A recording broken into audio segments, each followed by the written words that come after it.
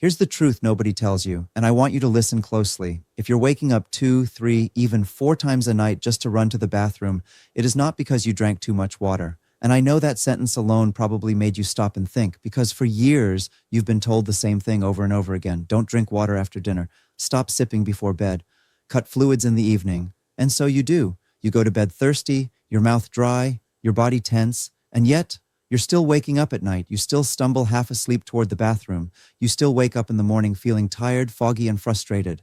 So today, I want to free you from that blame, because water is not your enemy. Your body is not broken. And there are 3 simple steps that can help you sleep through the night without bathroom trips, without medication, and without depriving your body of hydration. Stay with me, because by the end of this video, you'll understand exactly what's happening inside your body at night and how to gently fix it. I'm Dr. Sinclair Healing, and let's talk honestly, calmly, and clearly, just as if we were sitting together right now. First, let me ask you something. Have you ever noticed that some nights you barely drink anything in the evening, yet you still wake up to urinate? And on other nights, you might drink a normal amount, but somehow sleep longer? That alone tells us something very important. The problem isn't the water itself. The problem is how your body is handling fluids when you lie down and try to rest. As we get older, the systems that regulate fluid balance, hormones, circulation, and bladder signaling begin to change. Not dramatically overnight, but slowly, quietly, year after year. And no one explains this to you. Instead, you're told to just drink less. But that advice often backfires, because dehydration actually makes nighttime urination worse, not better. Let me explain this in simple terms. During the day, gravity pulls fluid down into your legs and lower body.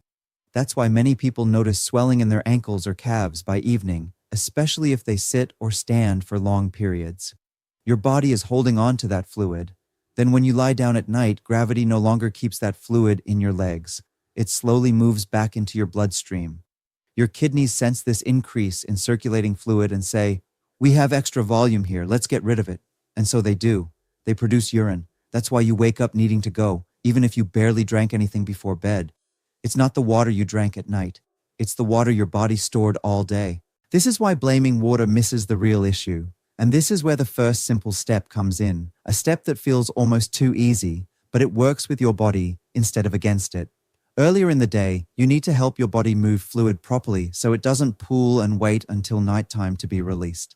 Gentle movement is one of the most powerful tools here. I'm not talking about intense workouts or exhausting routines. I'm talking about simple walking, light stretching, ankle rotations, calf raises, even standing up every hour if you sit a lot. These small movements act like pumps, helping fluid move back toward the heart and kidneys during the day, when your body can process it naturally. When you do this consistently, there is less fluid waiting to be dumped at night, and people are often shocked by how much this alone reduces nighttime bathroom trips. Now, here's something else most people don't realize. Your bladder is not just a storage bag. It's a highly sensitive organ controlled by nerves, muscles, and hormones. And one hormone in particular plays a huge role in whether you sleep through the night or not. It's called antidiuretic hormone, or ADH. This hormone tells your kidneys to concentrate urine and slow down urine production while you sleep. When you're younger, your body releases more ADH at night. That's why children can often sleep through without waking. But as we age, ADH production at night can decrease. That means your kidneys keep producing urine at daytime levels, even when you're asleep. Again, this has nothing to do with how much water you drank before bed. It's a hormonal timing issue. So what can you do about that? This brings us to the second simple step, and this one is all about timing, not restriction.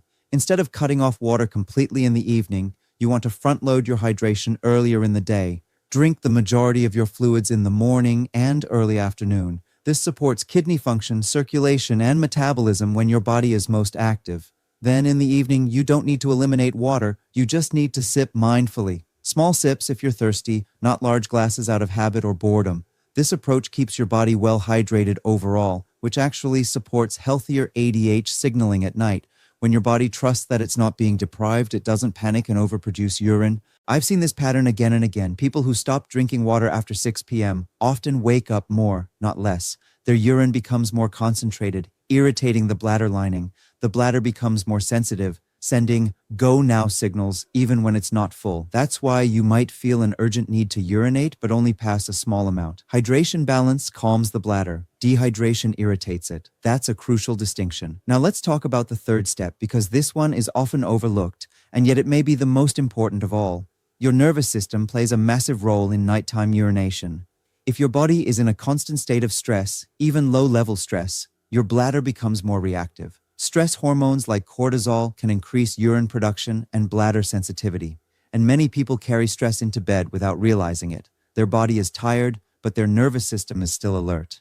Every small sensation becomes a reason to wake up. So the third step is about signaling safety to your body before sleep. This doesn't require complicated routines or expensive supplements. It requires consistency and intention. Simple breathing practices, slow nasal breathing, gentle stretching, or even sitting quietly for 5 minutes before bed can shift your nervous system from alert mode into rest mode.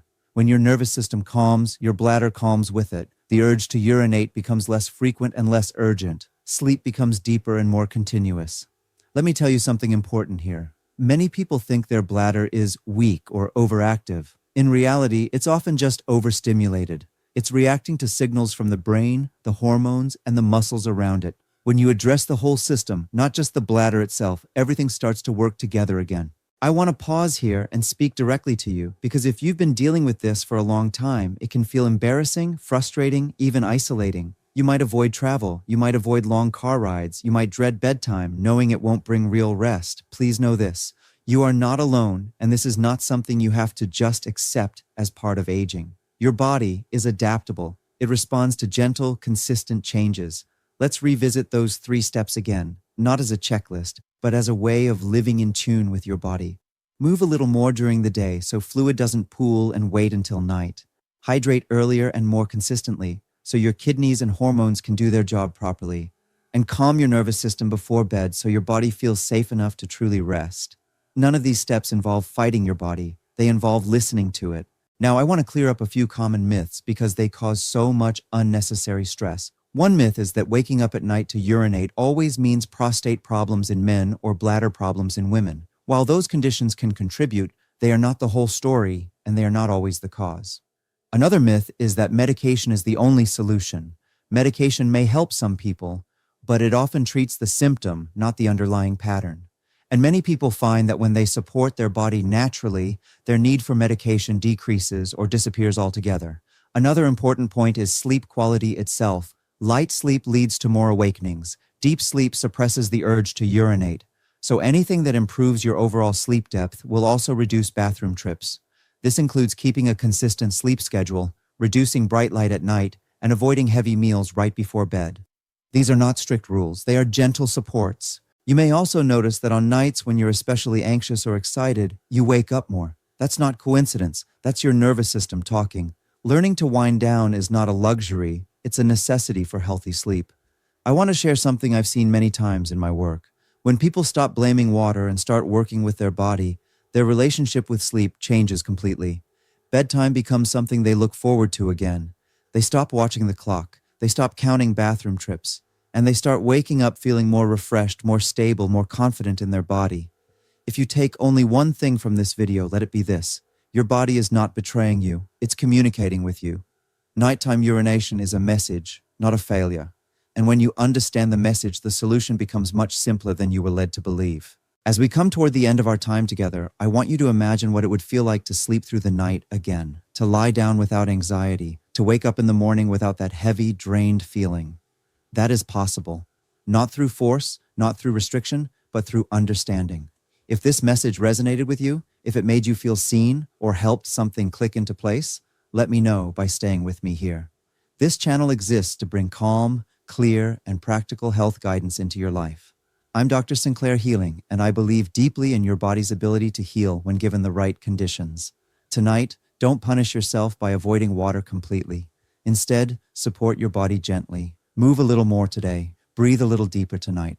Trust a little more in the wisdom of your system. Sleep is not something you have to chase. It's something your body returns to when it feels safe, balanced, and supported.